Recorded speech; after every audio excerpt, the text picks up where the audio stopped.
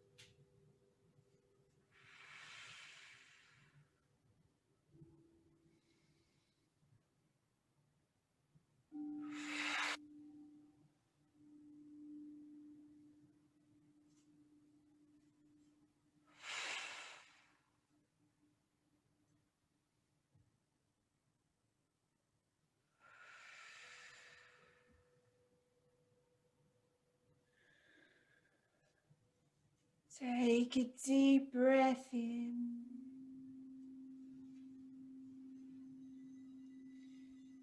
And exhale.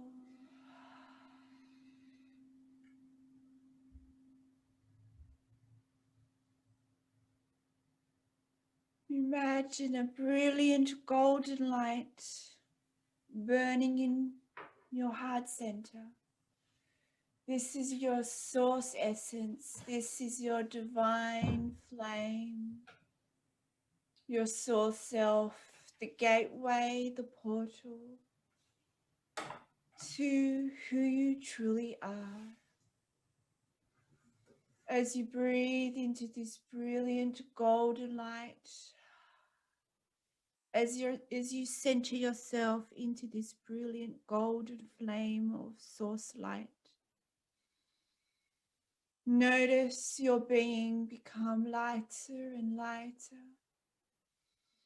as you become more aligned to your true self, as you align more to your oneness self, as you start to see the oneness in all, the God in all, the God of all that is, which you are, which all are. As you see the truth of your oneness state and your oneness reality,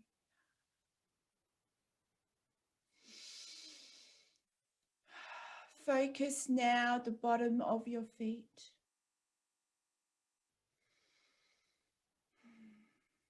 Visualize roots from the bottom of your feet as they grow into the heart of Mother Gaia, of Mother Earth.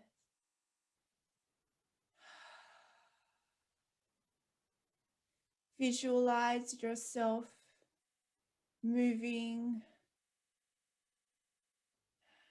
down the roots of your heart chakra, bottom of your feet.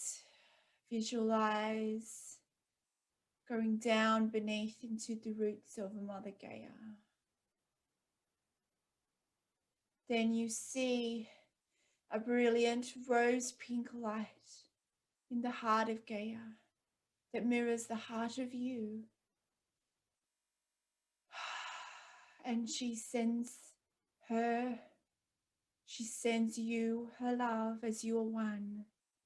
As you thank her for this interaction, as she grounds you with her love, the awareness of her love, the awareness of who you are, as one with all people, as one with Gaia, Mother Earth, as one with all beings, one with all universes, one with all that is, for you are one, a reflection of the one, as part of Gaia, as part of the stars, as part of you.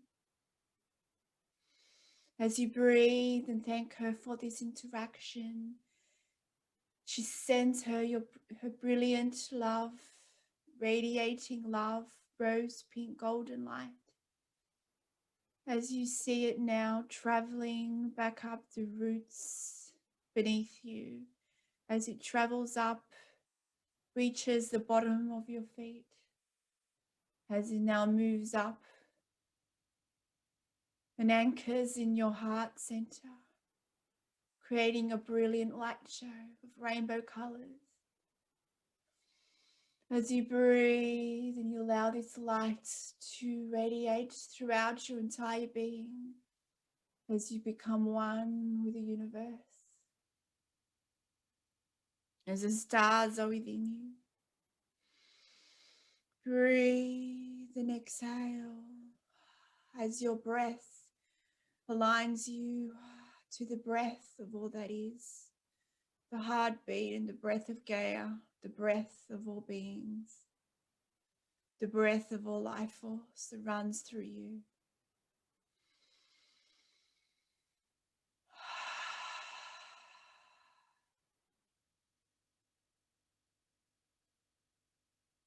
And as you take a moment to get acquainted to a higher dimensional you in this reality, when you are ready, you may awaken from your dream, awaken from this interaction. And when you are ready, you may open your eyes. It is with such love that we come through today, as one with you, as you, in oneness, in love.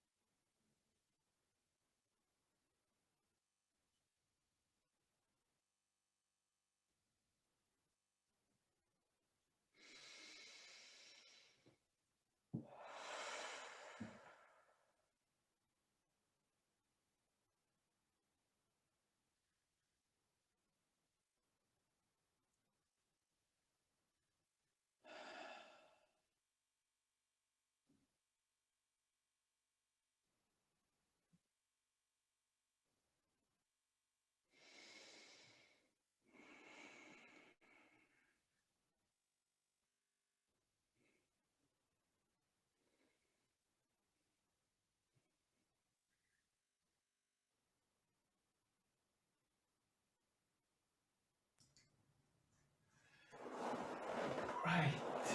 So, welcome back, everyone. Welcome back, Kimberly. Thank you. Welcome back, everybody. Right. Let's now get into it. Right. Heroes and villain. Huge story that has become, right? The hero, the bad guy, the one that does the good things, and the one that does the bad things, and then we have heroes, superheroes, and villain and super villain, and yeah, we are so much into it that we get lost into it, right?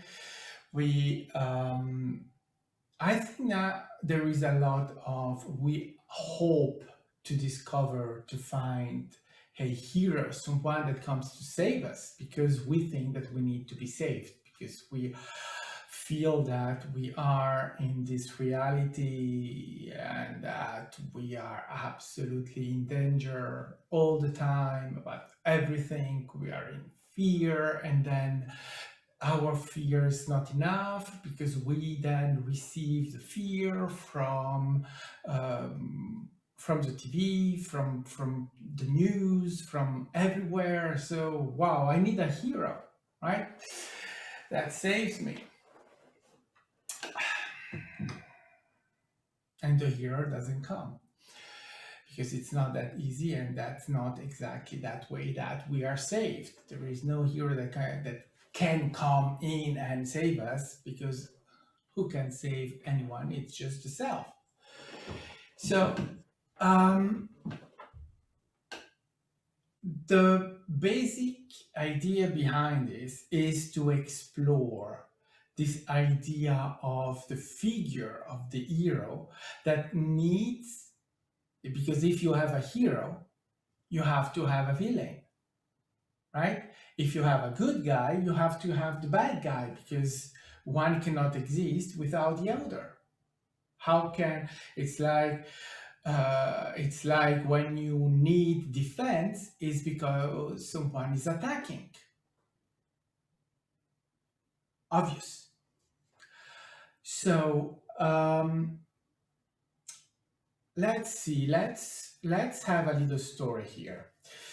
I thought let's start with a story. So let me tell about someone that there is someone that lives in a big country, and this someone has a big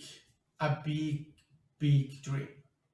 He wants to become known, to become the person that saves the day, because this person has noticed that things are not working really well in this country.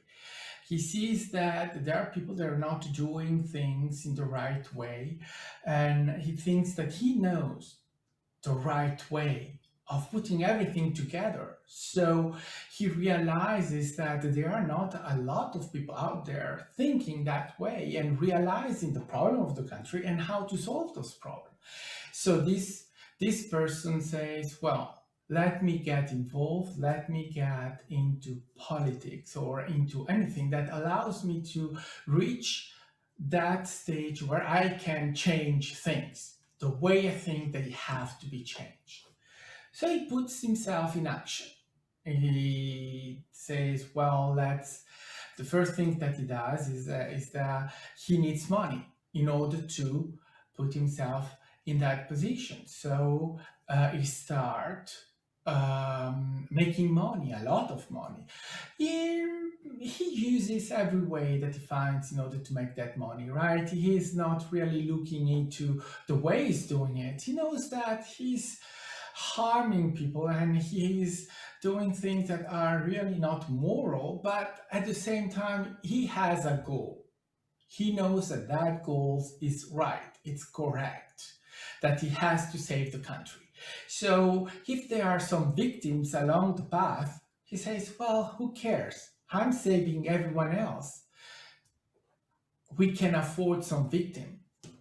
And so he keeps making a lot of money, and with that money, he is able then to build a platform, to hire people, to have that ground that allows him to become that figure that he wants to become. So he comes the day where he is able to make that difference. He knows that he has harmed many, and he knows that it's not really right. He doesn't care. He keeps going. He has a goal, and he will do everything to reach that goal and to convince everyone that he is the one to save the game, the day, and everything, the country and the world. And he started with the country, but now he's thinking about the world. Why stop with one country when you have the world to save, right? So he keeps going, and he's gaining influence and gaining battles after battles. Yeah, victims, collateral victims, people are falling, but who cares, right? He keeps going. He has to keep going because the goal is there. He's saving the world. No, the universe now. He has to save the universe. Why stop to one world when you can save every world? Until the day that the victims are so many and that it becomes just too much. And where people wake up and start doubting him. But he never doubts. He keeps going. Who cares if there is opposition? He can stop the opposition. He can stop everyone that puts on his way. He's a hero. He's the superhero of the day, of the universe, of the century, of everything. So he keeps going. Until one day, everything stops. He loses everything because he went too far. But he didn't think he was going too far because for him it was just ordinary administration. Yes, people were dying, but oh my God, people die every day, right? So who cares? But that day it was too far. And that day he lost everything. Hero or villain? Many victims, but he was able to do some good things, to create some good stuff in the country and in the world, and to bring good ideas that were used and that have remained since in the country, and people are still using those things. So he saved lives. he did save lives with those things that he put together. So, hero or villain? For the ones that he injured, clearly a villain. For those he helped, a hero.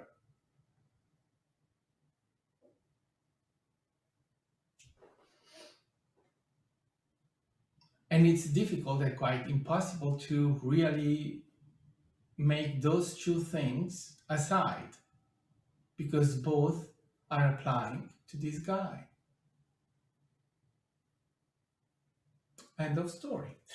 So, right, this is something that can be applied to many. You do not need to go to extremes of right victims and these kind of things. But I think that, however, in any situation with when you put yourself in this state of mind, you will have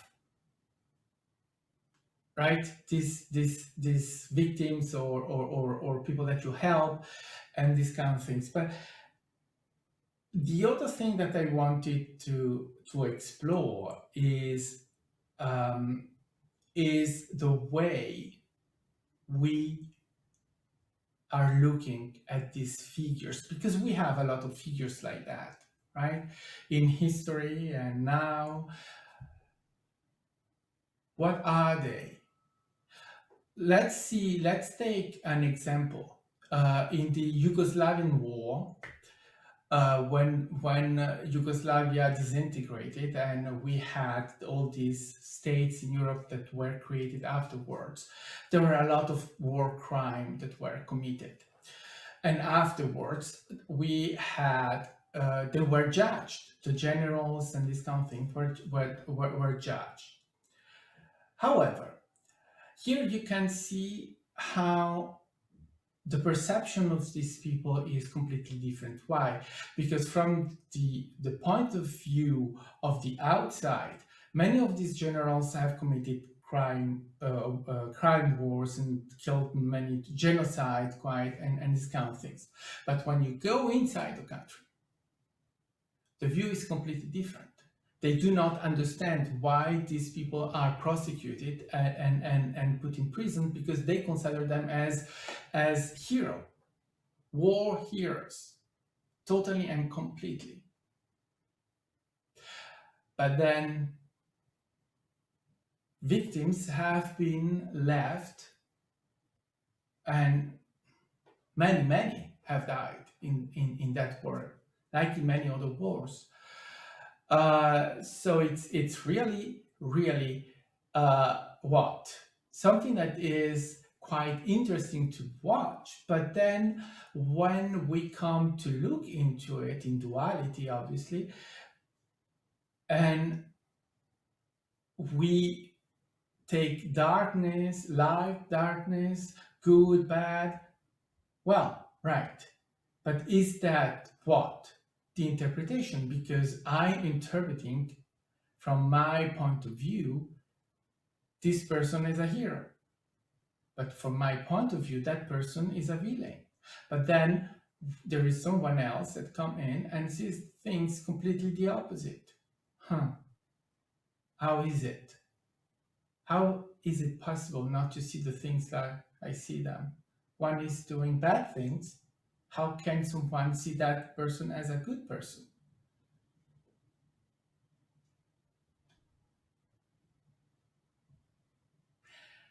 And now I will invite my friends to come in. Who wants to jump in? I'll jump in, Max. Thank you for your story. So I want to talk a little bit about the hero that became the superhero, that began with the state, and then he or she, because we don't know, moved to, like he said, country. So first of all, wanted to save the country, then wanted to save the world, then wanted to save the universe. And I want to move that from the big collective to the personal level. And it sounds like my journey. Like at first I was gonna save my best friend or my, little friends at school or whatever. I knew what was right for them. And then it got bigger and it got bigger and it got bigger. And, that is the journey of unworthiness, isn't it? It's like we start out feeling unworthy, but we're such amazing manifestors that we find a way to feel worthy. And that way of feeling worthy or validated is by the love, attention we get from those people that we save, right?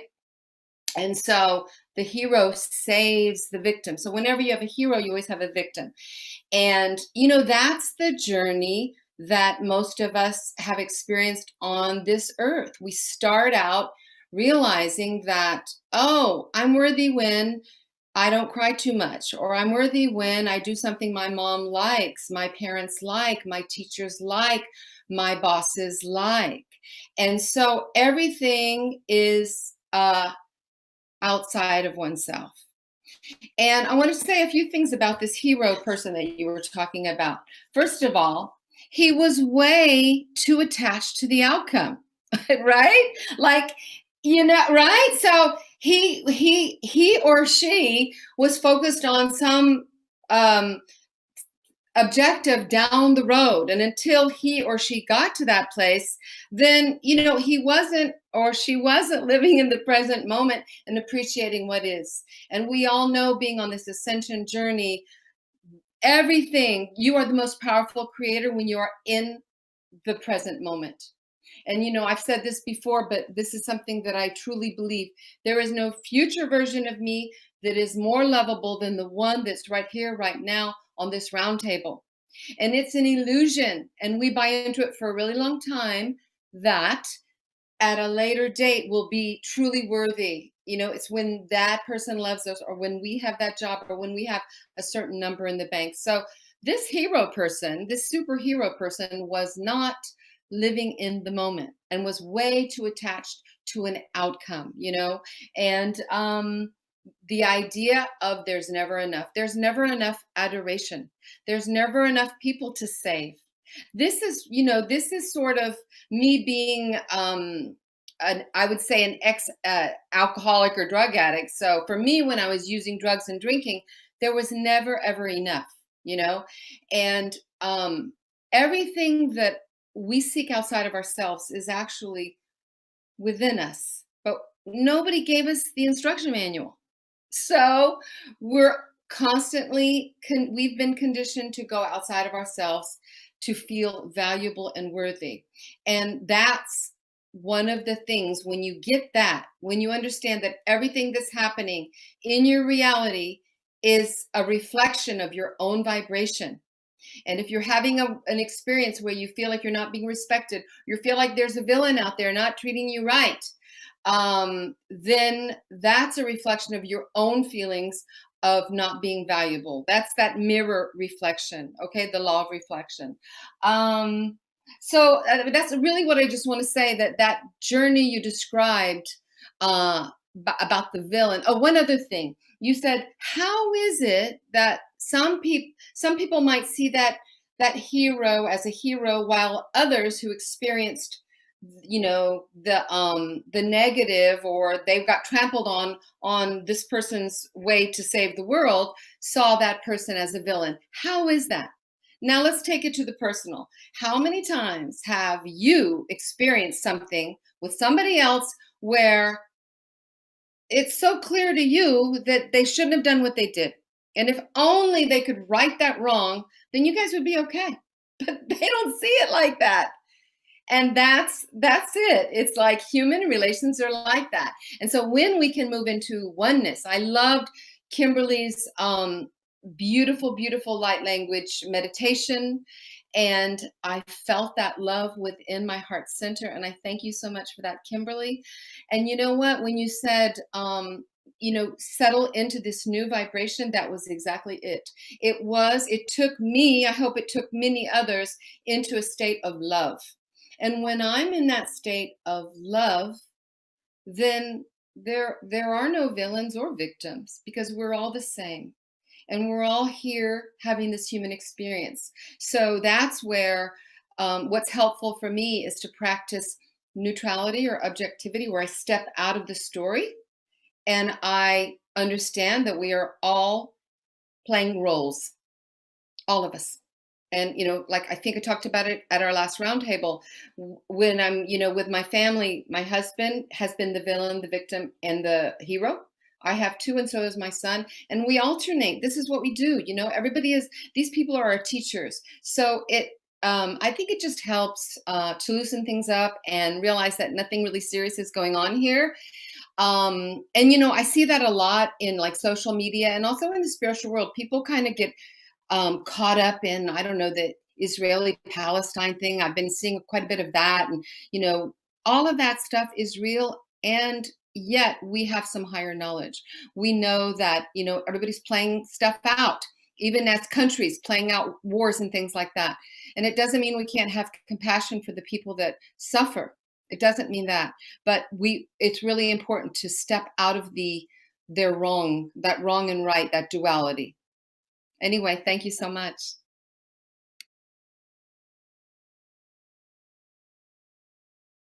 Right, who's next? I'll jump in.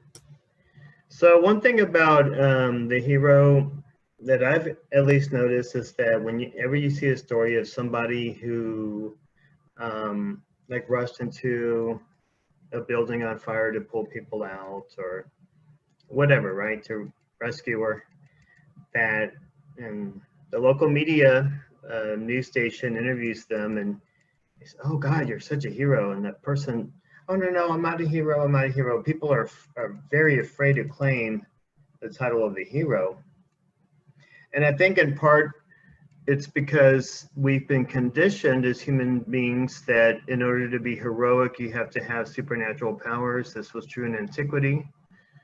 We think of Hercules, very, very strong.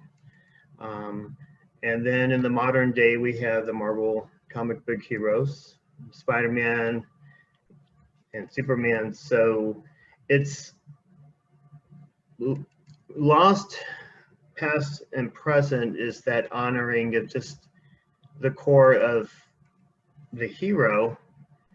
And really the hero is established in the journey that we go through in life, knowing that there's going to be pitfalls, knowing that we are going to ascend to the highest heights and then suddenly delve into the deepest depths as we go through this journey. And so I think somewhere in there, because we're so conditioned that the bar is set so high for a hero that we can't possibly measure up. So I think somewhere in there, there's an empowerment piece about just rising to the occasion in and of itself is a heroic act. So that's one thing, but also too, going back and piggybacking off of what Nikki said. So yeah, how can somebody be seen as the hero and the villain? So my father served in Vietnam, in the Vietnam War. And so for my father and for others, veterans from the Vietnam War, the Viet Cong are seen as villains, right? Because we had prisoners of war that were never found again, and all of the conflicts with the Viet Cong. But for a Vietnamese person, maybe the Viet Cong is a hero, right? So it is all a perspective. And so if we can just kind of pull back from our, how should I say this, location, because everything's like location that I grew up as an American with American values and such, and just see from the universal global perspective, and then we release a little bit of that hero/villain duality, and then we can integrate that into a oneness state of, okay, well, different things like what Nikki said is playing out in the collective. And it's just like Israel and Palestine. Well, like I remember telling my father one time when we were watching TV, I mean, this has been going on for years. It's like these people have been fighting since biblical times. You know, there's something in that that's somehow serving humanity. We may not see it in the moment, and we see the tragic stories, but somehow that conflict serves us. And I think that getting into not seeing the good side and the bad side, but kind of where's the energy flowing in all of this, right? So those are just a few thoughts that I wanted to share.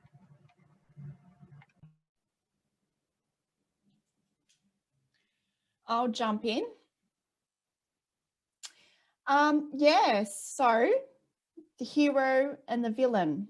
So yeah, we can use this perspective in all aspects of our life on a collective scale, you know, like worldwide events, but also reflective of our, you know, personal lives. How many times have we placed a villain, a label of a villain, or someone who's done something wrong in our personal lives, whether it's family members, friends, work colleagues, your boss, you know? So it's that dynamic, and that dynamic is obviously reflected in our, can be reflected in our personal life and also collective. So in oneness, no reflection, and I know Nikki touched on this, you know, everyone is playing a role for us out of a higher love. So, you know, those times in your life when you feel victimized, when you have felt that you have, you know, been wronged, understand that those people, even though, you know, it takes time and sometimes it takes a lot of healing for you to see a higher perspective. But all those people in your life that has caused harm, that you believe has caused harm, or that you've kind of you've attached, right, that story, that narrative, that they've done something bad or wrong or victimized you, understand that there are soul contracts in play here as well. So understand that if you've experienced something in your life where you've experienced the victim mentality paradigm, understand that, and we've talked about this in one of our previous episodes, that you haven't done anything wrong, right? Firstly, you didn't use the law of attraction in a bad way or something, and you've somehow manifested, you know, something because you weren't manifesting in the right techniques and so forth. Understand there is a lot of things going on here. So basically, we're so highly advanced beings, and you wanted polarity. So we wanted to play the game of duality. We wanted to experience the paradigm of the villain and the hero, the good and the bad, the darkness and the light, the separation. It's polarity. And as source beings, we came here on earth knowing we were going to be thrust into this density, thrust into this spiritual amnesia, right? The great forgetting of who we are, only to go through this ascension journey to remember who we are one step at a time. So we needed this polarity. So understand the darkness and the light, the good or the bad, the hero, villain, it's been needed in our stories, right? It has been needed because it allowed us to learn more about ourselves, to experience more about our reality. And yes, it is an illusion, but it's the illusion that we wanted. So even when you look back on your life, all the times you've been hurt, I know it might be hard, especially if you're still dealing with certain paradigms in relation to victim mentality. But if you are there, understand that everything has happened to you, has happened for you out of a higher love. Because if you can reflect now on something that you've gone through that was quite challenging, you would know that after you've gone into that and resolved it, how empowered you have got as a result, right? How much resilience you found within yourself, how much strength and courage you have found because you were, in a way, forced, catalyzed to go inwards, to find your own strength. So we need, it's like we need these challenges, not because we deserve pain or suffering. It's because we want these the kind of outside experiences to make us remember just how powerful we are, right? But we don't have to suffer through it. That's the thing. It's just how we perceive fear, how we deal with fear. So it happens on an individual level and a collective level, right? So people in your life that have hurt you, you might have attributed them as the villain, but can you look back and see how it was for you? If it caused some kind of trauma, if you've healed from it, can you look back and see how it's empowered you in some way, how it's helped you to reveal to you your life purpose. Often a time we go through these things and it reveals to us just who we truly are, right? Of course, it takes work and it doesn't happen overnight. And this also happens on the collective level. So you see collective events happening, right, worldwide, and it catalyzes a nation. It makes the world take notice, terror attacks, for instance, right? But what happens in those moments is that the whole world, especially if like the mass media knows about it, it's like the world sends our love to a specific area of the world, and it kind of heals that area. And it brings that energy, that flow of movement helps to awaken that continent, helps to awaken people in that area. So it's a wave of energy. And when you see these events happening on a grand level, understand that they're also collective contracts. So basically before we're born, we're like, okay, I want to experience this and this and this because I want this to kind of remember who we are. So you, even though you're my father in this life, in this other life, I want you to be someone who extremely hurts me. I want, in this reality, I choose to do this kind of action. Maybe it's what we call as something that seems to be very kind of evil, for instance, right? But I'm doing this out of a higher love. So every lifetime we play these roles, right? Out of a higher love. So we can't, it might be hard to see it from a higher perspective in like a third dimensional reality. If you're really in that victim mentality paradigm, it then can be challenging for you to see a higher perspective, but there is always a higher perspective. And that's why we've been banging on all these episodes about doing your shadow work, because as you do your shadow work, you then basically integrate the inner shadows, the separation dimensions, duality within you to remember more of your oneness state. That's how we do it as a collective. If you want to remember more of your oneness state, it's basically integrating your inner shadows. So it's reflected, isn't it? The villains and out there, that's reflective of your inner shadows within you that you haven't dealt with, that you haven't loved and accepted within yourself. So if you want less villains in your reality, well, guess what? You're going to have to love more of yourself. And, it takes time and it takes practice and it takes courage and it takes you having a vulnerable, open heart to be honest with yourself, to feel your inner shadows. So what are they? They are your limiting beliefs, irrational fears, perspectives of duality, perspectives of the victim mentality. So sit with it, right? And as you sit with these dimensions of you and integrate that by practicing loving acceptance, by feeling the emotion fully in your heart center, you integrate it. And that's all those, basically your inner shadows create basically separated dimensions of you, like in a multiverse, right? So if you integrate your inner shadows, the inner darkness, into wholeness, right, by bring it into your conscious awareness, right, instead of you oppressing it, bring it into the awareness, the light of who you are, and then you unite those dimensions of you, those separated aspects, duality that creates a perspective of duality in your reality. You then basically, by uniting all those separated dimensions, by uniting your inner shadows, you then activate more of this oneness remembrance in your reality. It's then when you start to see the truth of who you are, you then start to see the oneness, not just in yourself, you start to see the God within you, but then you start to see the God in all others. And it is in that moment when you're having a situation, maybe it's a difficult conversation or get into an argument or whatever it is, you're triggered by negative emotion. And then you are able to then, because of your vibration, because you've risen your vibration to such a point, when you are triggered, you can see how it's happening for you. And then you can see your master teachers in those that what we call as villains. You can see if it triggers negative emotion in you, that they are assisting you out of a higher love for you to go inwards to love more of who you are and to be able to show compassion. It does not mean you have to accept certain behaviors, right? It's not about that. It's about being acceptance of what is, letting go of the resistance. And then you can see what's really happening from a higher perspective.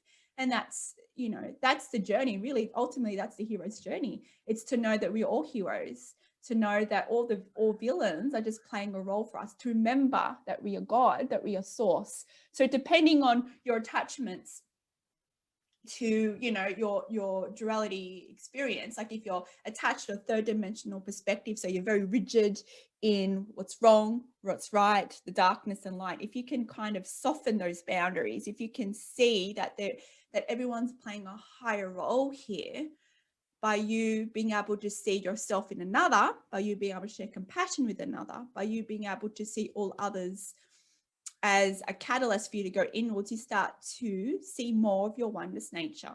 And the hero and the villain, the labels start to dissolve, and you start to see that all is one, all is perfect. Everyone's just playing a role here for us to remember our God state.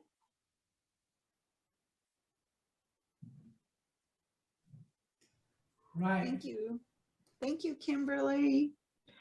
Okay, so I just want to jump in because I really think if you guys can see how you've been a victim when you blamed somebody and that you gave away your power, right? Because you don't feel empowered because you're blaming somebody, you're projecting.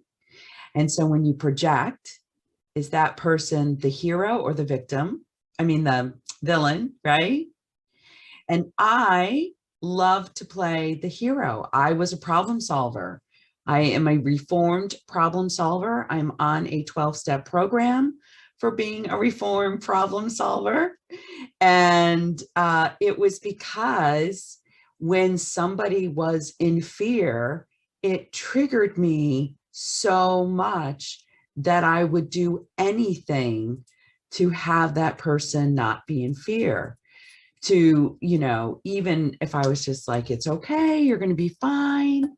But now I'm really focusing on coaching so that they can feel empowered. Because when I realized that what happened to me as the hero or the rescuer was everyone would come to me. Are you hearing Raven drink her water? I know. I am surrounded by dogs, guys. Okay. So what happened to me was, because I was such a good problem solver, people would just come to me and then they would stop to think for themselves.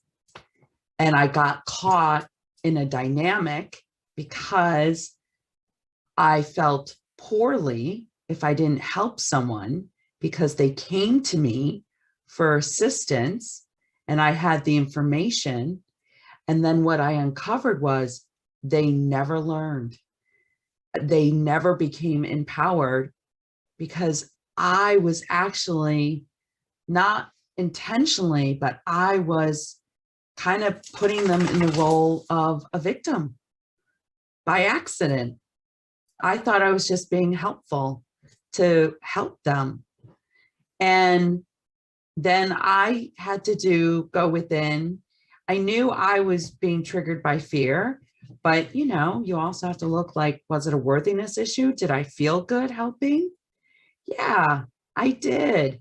Yes, reformer, Isabelle Zimmerman, former rescuer, felt very worthy of rescuing people. Yes, I loved playing the hero.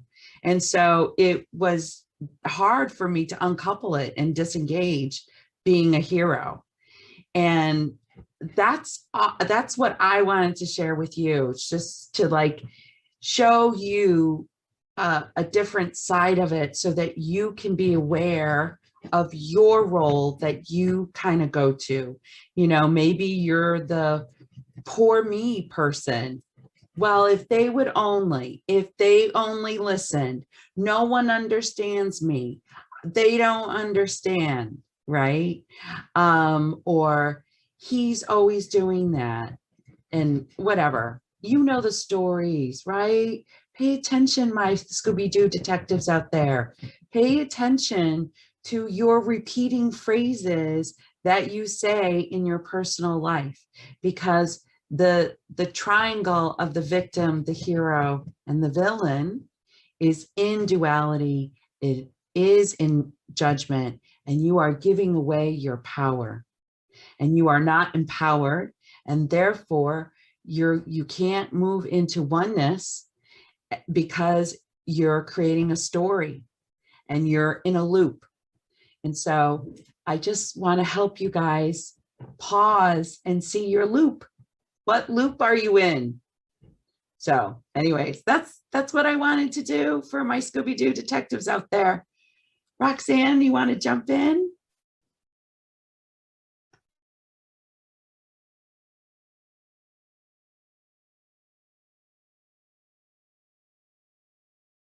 Yeah, my turn. Excellent. Summer Wind, but how do you separate it as an ascension coach? Okay, I'm not sure where to go with that. That's our question.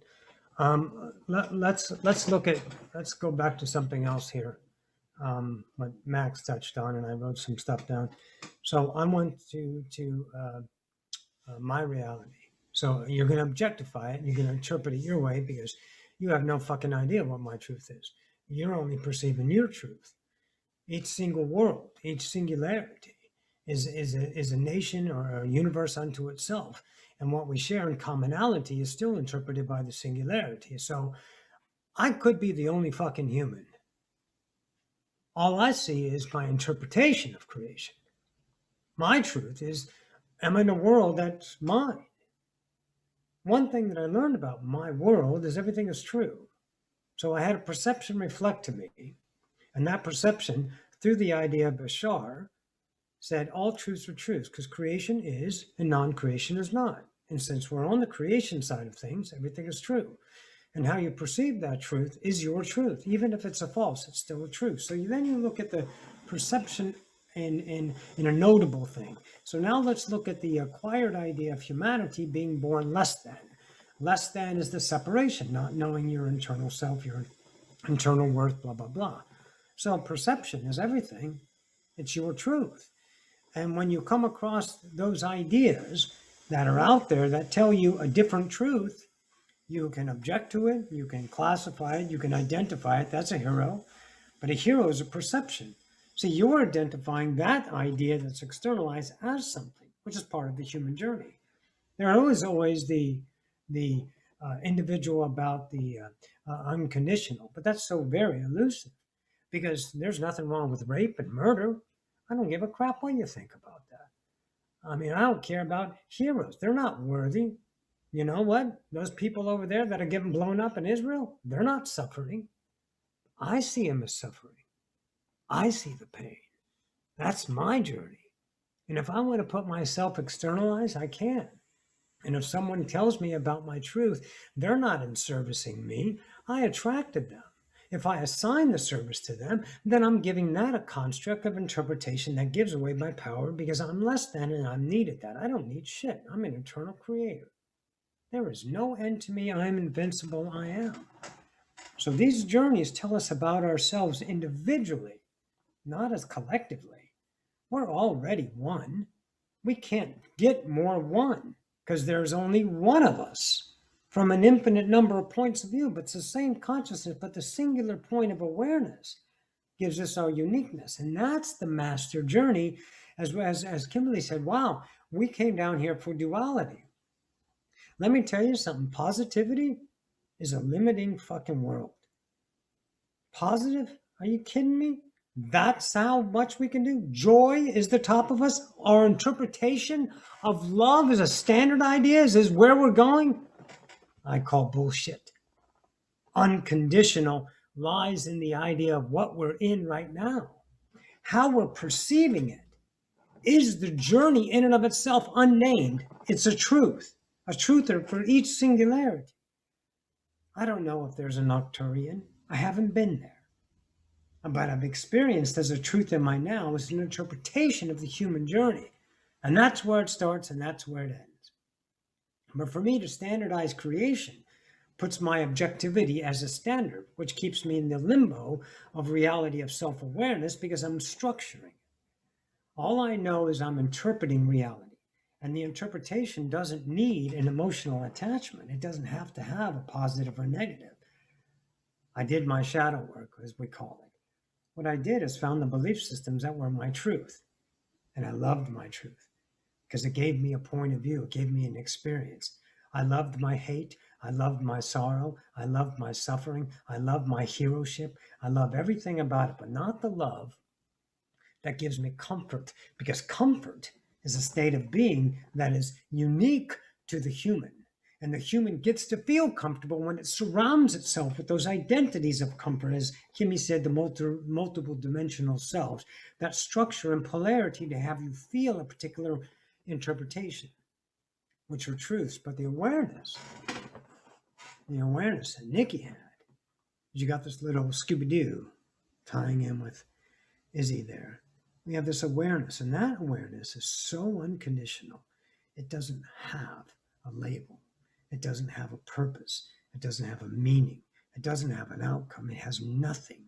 It is such the bliss of isness that to label it is only defiling yourself as a structure. But the defilement in and of itself is a truth that can be lived to know yourself.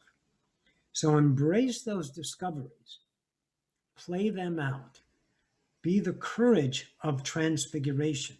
Love your hate. Accept it. Not in the idea of affirmations.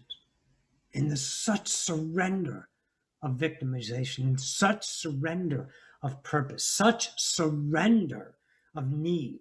And I'm going to be a hero, and my vibes are telling you, in order for me to be a hero, I need you to be a victim. So, as Seth said, you're going to attract a victim. Because creation knows itself. It never fails.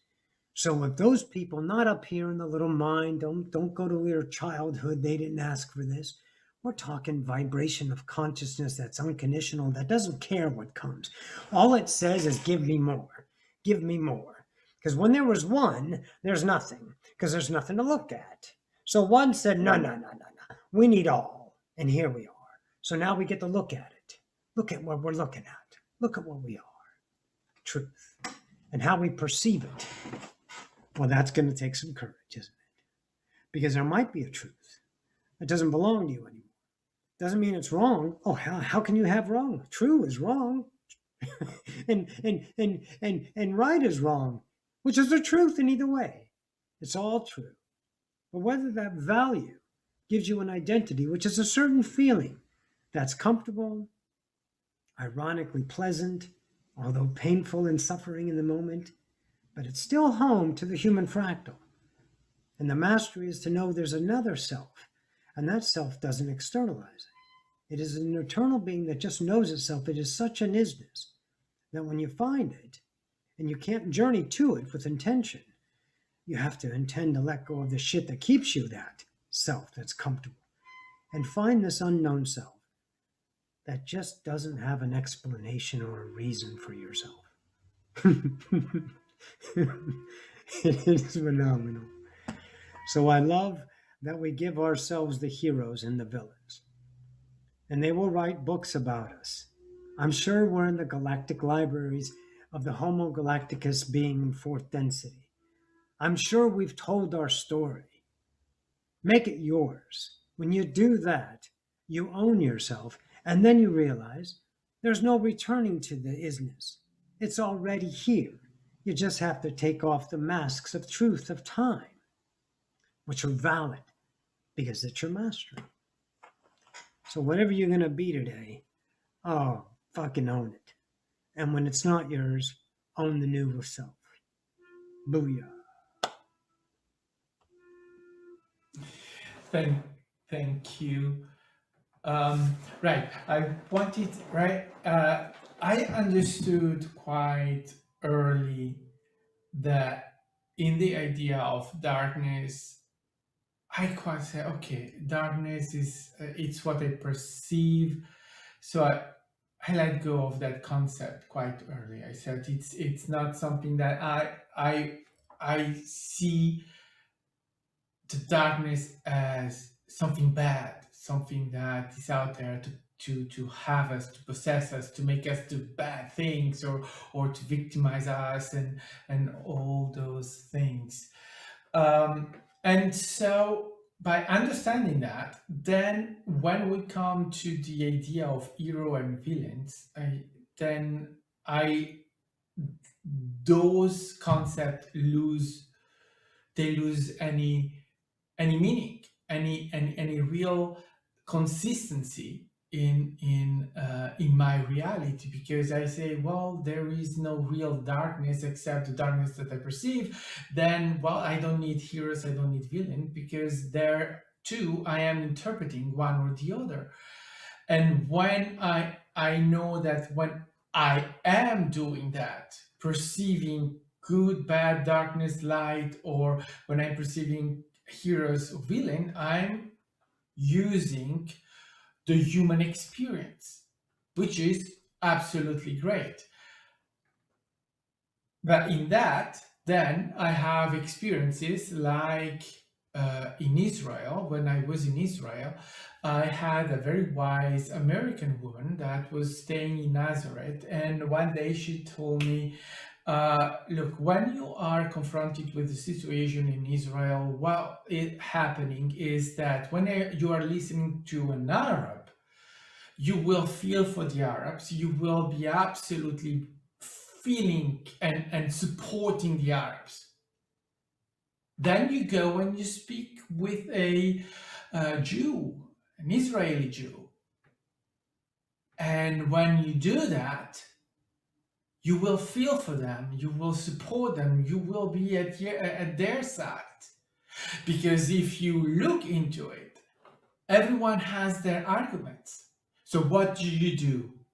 You kill the Jew, you kill the Arab, because, well, you listen to the Arab today, so you go and you check to kill a Jew, and then you listen to the Jew and you go and you kill the Arab because, well, everyone is right. So she said, when you are here, living in Israel, you learn one thing. You do not pick sides. You listen to everyone. You feel for everyone, but you do not pick sides. There are no sides. And I think that that is the point with Israel and all the situation there. You do not pick sides, because that leads nowhere. And that is for me one of the example where I absolutely see how you can play in duality. You can play the hero villain, and you can play the victim and the perpetrator playing. You can do. They are doing that. Everyone is doing that, and it keeps going. Never ends. More victims, more perpetrators, more heroes, more villain, and more of all of that, and it never ends. Then it's a choice to participate into it, or to say, well, no, I don't.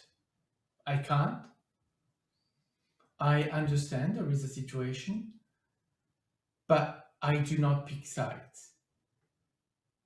I stay with me. I stay in me. And that's all that I have to do today.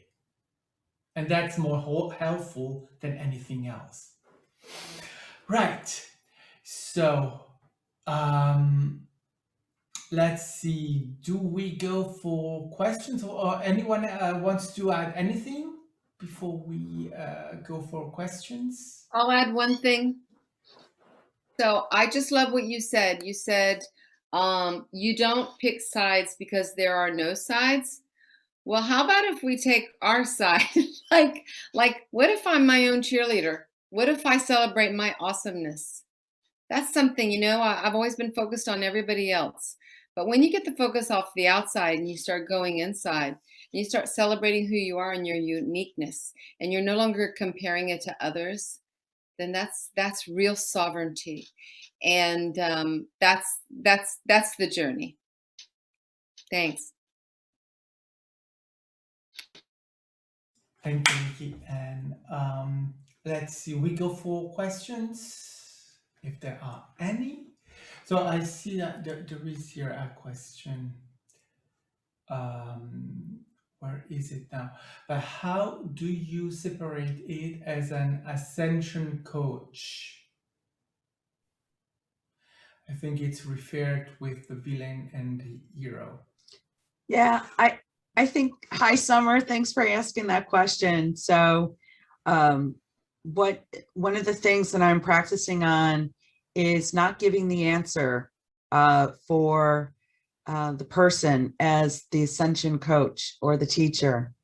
And I mean, sometimes I do model the answer. Like if I'm doing a math formula, I might write out the formula and then I say, this is how I come up with it. But then it's time for the student to do the workbook, to do the inner work, right?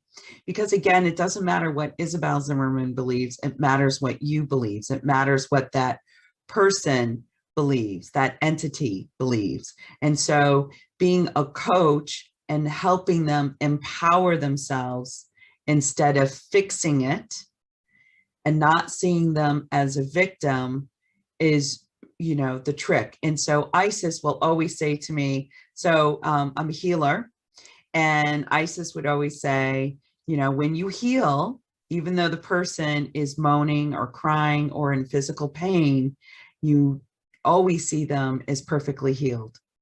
And that's the trick, she said, my child. And so Isis is a great mentor for me because she's like, that's the trick. And then I start laughing because the non-physical team always talks to me and it feels like they talk in riddles. And now here I am talking in riddles. So I find it ironic, but it's because they wanted me to come up with the answer. They wanted me to understand. So they give you breadcrumbs, they give you puzzle pieces, they don't give you everything at once. And so I take a page out of my non-physical team, how they've mentored me, and now I mentor the people that find me and, you know, and have discussions like this. And this is what's so exciting. So that's, hopefully that answers your question. Thank you. And I would like to piggyback off what Isabelle said. Thanks, Isabelle. And that's exactly right. And the Beings of the Light, who my channel always talk about this too.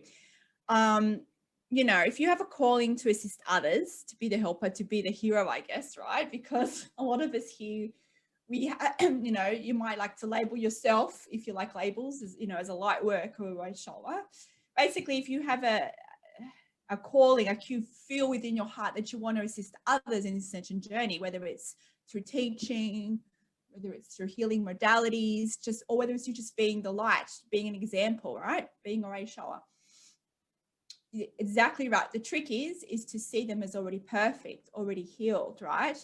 And, you know, I've gone on this journey too, and I felt like, oh, I want to help people. I want to heal people, you know, because I'm a Reiki therapist too. And like back in the day, I was like, you know, I was very much not anymore, but I mean, of course, we all get tripped up from time to time, seeing someone that needs help, right? Because it's part of our conditioning. But I remember when I was first attuned to Reiki years ago and going on that journey, it was like, oh, I need to heal someone. If someone's got an ailment, if someone's suffering, oh, I need to heal this person. And, oh, yes, I need to, because, you know, I'm seeing them as lesser than, right? So obviously I've learned over the years that they are perfect. And now knowing that there are always higher reasons why people have certain ailments, for instance, it's part of their soul journey. Because often if someone has a specific, what we call as like ailments, or whether it's like physical or emotional, it's actually part of their ascension journey. So why would you want to take that away from them, right? Because they wanted to explore that, because it's going to allow them to discover something more about themselves, whether it's resilience, whether it's courage, whether that's part of their own light worker journey for them to go out in the world and assist others, right? For being the light for others. So it's like if we step into that role of the savior, right? It's like we take away that role for them. However, in saying that, right, you can still assist others to be the light. But it's about you detaching, firstly from the outcome, detaching from the perspective that, okay, I'm going to fix something, heal someone, heal something. Right. So if you let go of that attachment, if you can see them for who they are, that they are perfect the way they are, exactly where they're supposed to be, right? And you let go of the attachment of healing, let go of the attachment of, okay, I need to help this person to heal them or whatever. What happens in that moment is that you create a vibration. And then because you'll be then in alignment, it's like you're recognizing the God within them. And because you are viewing that, you'll then get plugged into that clarity of an action step, right? But your action step, whether it's to do a certain action, to give us maybe some advice, or to do maybe a modality, right? It will come from a place of not lack. It will come from a place of, I'm inspired now to tell you something, to share something with you, or to do this modality, not because I see that you need it, like you need this to be fulfilled or complete, because I'm just guided to do this to add to your journey, not to fix something. So it's you can still assist others in this journey. But it's not like you're doing it from a lack perspective, right?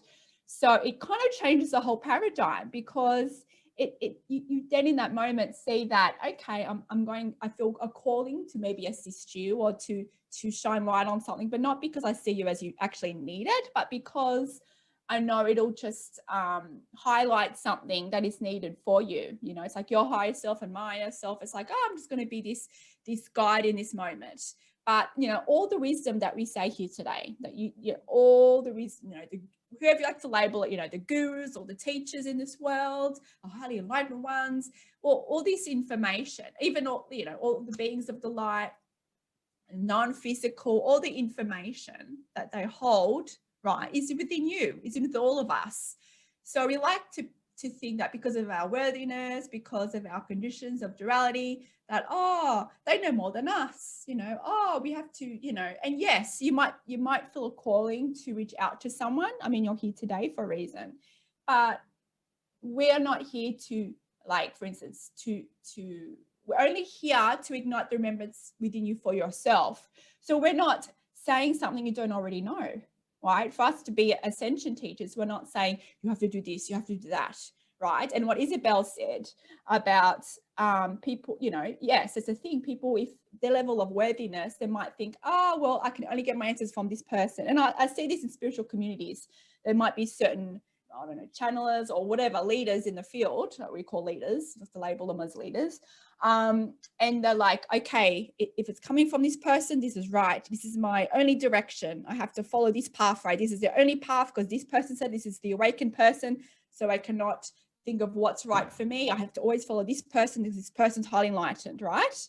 But understand that, you know, it's all within us, and it's taking what resonates with you. So any kind of ascension teacher, right? All we're doing is just activating our remembrance within you. When you're ready, remember this for yourself and your own truth. It doesn't have to be an exact terminology of what we say. It doesn't have to be the exact way of what we say, but it's little, and I think some of you actually say these breadcrumbs, right? I know you say this. I like to throw that back at you. So it is like little breadcrumbs, and for us to remember this for yourself. So basically take what resonates, and then that resonance is like your higher self, your inner being. Remember this information for yourself. So if you want to help others, to be the ascension coach, to be a light worker, to be a healer for others, you can still do that, but you do that from a place of first seeing them as perfect and complete and whole. And then from there, you have the action step come out of you that's supposed to align for their highest good. So if we are good, I go with the next question from Marion. Hey, Max, I have my Sunday night coming up, so I got to feed Tommy. So we'll see you in an hour and a half, okay? Right. All right. Love you guys. Love you. Bye. Bye. So the next question is, what is the point in doing healing work if they are on a soul journey? Should I change my thinking to I am facilitating their body to heal itself?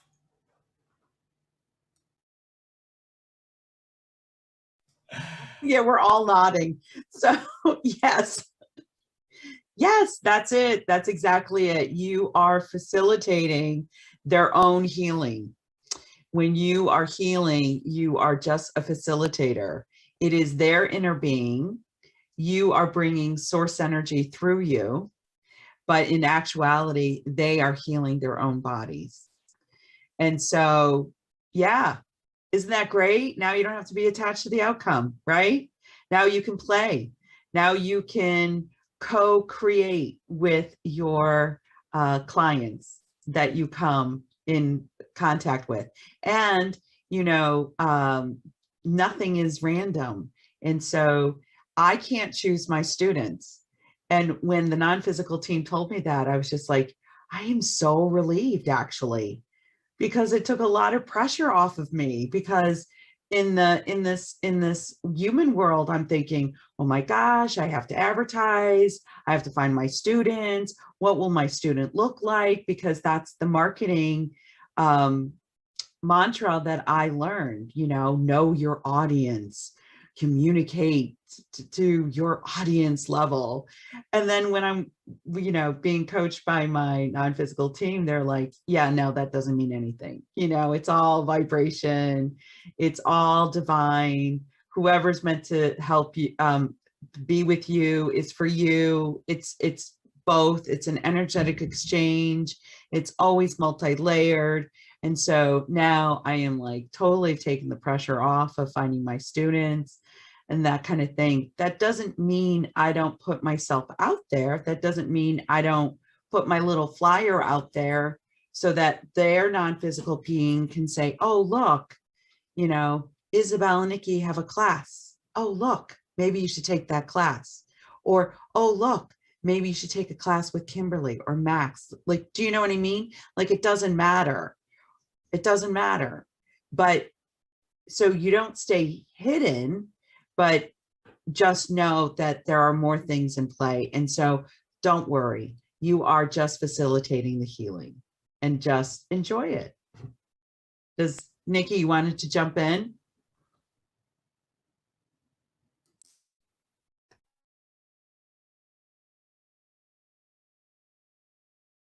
Yeah, you know, I don't have too much to add to that. I don't know how, is my connection okay? Just nod. Yeah, it's okay. Okay. I don't have a whole lot to add, but I did want to share something interesting that happened to me. I have a friend who's a psychologist, and while she's spiritual, I find her still to be in duality, and that's perfectly, it's her birthright, and she chooses what she wants to do, and it's not wrong.